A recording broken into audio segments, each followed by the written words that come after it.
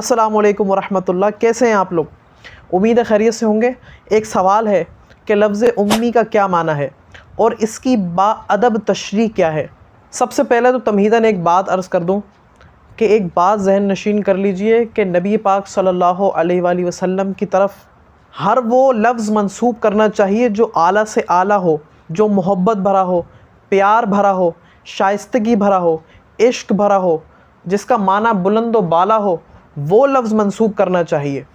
اور علماء کرام فرماتے ہیں کہ وہ لفظ جس کا معنی کسی ایک زاویے سے بھی ہلکا ہو نا، وہ لفظ مصطفیٰ کریم صلی اللہ علیہ وآلہ وسلم کی ذات اقدس کی طرف منسوب نہیں کرنا چاہیے۔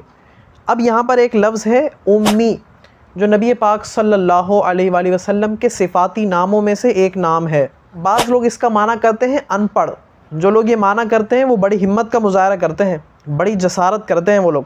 خدا را میں یہ کہتا ہوں کہ جو لوگ اس طرح کا معنی کرتے ہیں ان کو چاہیے کہ امام احمد رضا کے چشمہ علم سے کوئی قطرہ پی لیجئے، علماء حق کے چشمہ علم سے کوئی قطرہ پی لیجئے، تو آپ کو معلوم پڑے گا کہ ترجمہ کس طرح سے کیا جاتا ہے۔ لفظ امی کا ابتدائی معنی جو لوگ کرتے ہیں وہ اصل میں ہے ہی نہیں۔ لفظ امی کا معنی ہے جڑ، بنیاد، مرکز اور محور۔ دیکھیں، جیسے ام القریٰ ہے، مکہ مکرمہ کو کہا جاتا ہے، یعنی تمام شہروں کی ماں، تمام بستیوں کی ماں۔ اسی طرح کہا جاتا ہے ام الکتاب، تمام کتابوں کی ماں۔ اسی طرح ہم اپنی ماں کو امی کہتے ہیں، عربی میں امی کہتے ہیں، اردو میں امی کہتے ہیں۔ تو ہماری بھی اصل، ہماری جڑ، ہماری بنیاد ہماری ماں ہے، اسی وجہ سے ہماری ماں کو بھی ماں امی کہا جاتا ہے۔ اسی طرح جب نبی پاک صلی اللہ علیہ وآلہ وسلم کی طرف لفظ امی کو منسوب کیا جائے گا نا، تو اس کا معنی یہ ہوگا کہ ہر خیر، ہر عظمت، ہر شان، ہر بلندی، ہر علم کا مرکز اور محور میرے مصطفیٰ کریم صلی اللہ علیہ وآلہ وسلم کی ذات اقدس ہے۔ اصطلاح میں لفظ امی کا معنی میننگ ہے بے پڑھا ہوا۔ اعلیٰ حضرت نے اتنا خوبصورت ترجمہ فرمایا امی کا معنی ہے بے پڑھا ہوا۔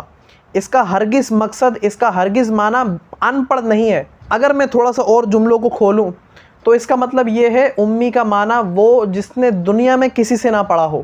جب لفظ امی کو نبی پاک صلی اللہ علیہ وآلہ وسلم کی طرف منسوب کیا جائے گا نا، تو اس کا مطلب ہوگا بے پڑھا ہوا، یعنی اس کا مطلب یہ ہے کہ بظاہر جس نے کسی استاد سے نہ پڑھا ہو۔ ورنہ اگر ایسا ہوتا تو نبی پاک صلی اللہ علیہ وآلہ وسلم کا ارشاد گرامی ہے کہ بعثت معلما، کہ مجھے معلم بنا کر مبعوث کیا گیا ہے۔ تو آپ اپنے ایمان سے بتائیے کہ کبھی معلم، کبھی ٹیچر بھی ان پڑھ ہوتا ہے؟ اور ٹیچر بھی وہ، معلم بھی وہ جو ساری کائنات میں علم کی شمع کو روشن کرنے آیا ہو، وہ کبھی ان پڑھ ہو سکتا ہے؟ تو پڑھانے والا میرا رب ہے اور پڑھنے والے مصطفیٰ کریم صلی اللہ علیہ وآلہ وسلم کی ذات اقدس ہے، اور گواہی قرآن مجید دے رہا ہے۔ قرآن مجید میں ارشاد گرامی ہے کہ وَعَلَّمَكَ مَا لَمْ تَكُنْ تَعْلَمْ، اور اے محبوب ہم نے آپ کو وہ کچھ سکھا دیا، وہ کچھ پڑھا دیا جو آپ نہیں جانتے تھے۔ دوسری جگہ پر ارشاد فرمایا کہ الرحمن علم القرآن، کہ رحمان وہ ہے جس نے قرآن کا علم عطا فرمایا۔ علماء فرماتے ہیں سکھانے والا رب ہے، جو چیز سکھائی جا رہی ہے وہ قرآن ہے۔ کس کو سکھایا جا رہا ہے؟ مصطفیٰ کریم صلی اللہ علیہ وآلہ وسلم کی ذات اقدس کو سکھایا جا رہا ہے۔ کیا سکھایا جا رہا ہے؟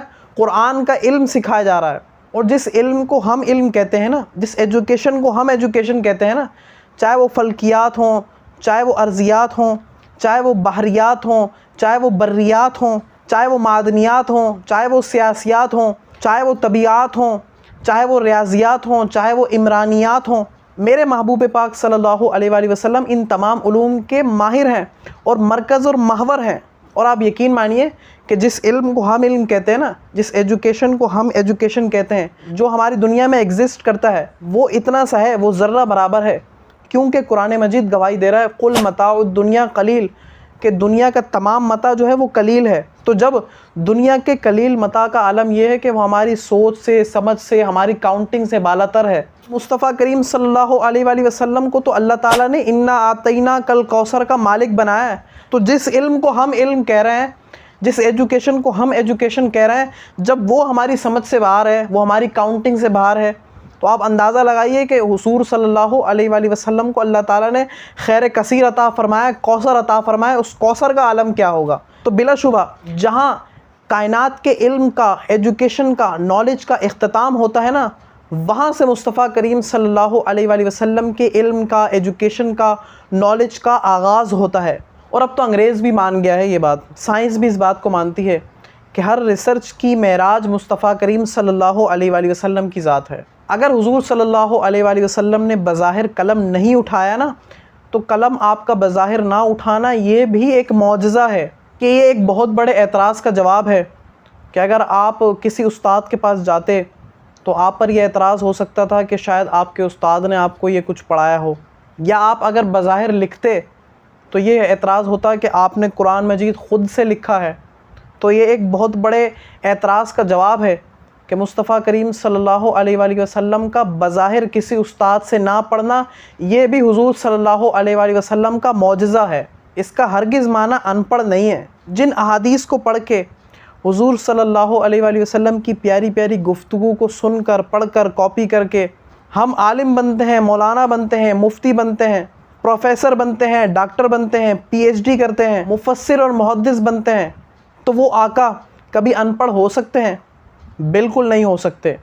تو بس آخری بات یہ ہے کہ جب بھی لفظ امی کا معنی کیا جائے گا تو لفظ امی کا معنی یہ کیا جائے گا کہ ہر خیر، ہر عظمت، ہر شان، ہر بلندی، ہر علم کا مرکز اور محور میرے مصطفیٰ کریم صلی اللہ علیہ وآلہ وسلم کی ذات ہے۔ یہ ہے لفظ امی کا معنی، اور یہی معنی کرنا بھی چاہیے۔ اللہ تعالیٰ سے دعا ہے کہ اللہ تعالیٰ ہمیں آقا کریم صلی اللہ علیہ وآلہ وسلم کی سچی اور پکی محبت عطا فرمائے۔ اگر آپ کو یہ ویڈیو پسند آئی ہو تو اسے لائک بھی کیجیے گا، شیئر بھی کیجیے گا، اور ایک اسمال سا کامنٹ بھی کر دیجیے گا، اور مجھے اپنی دعاؤں میں یاد رکھیے گا۔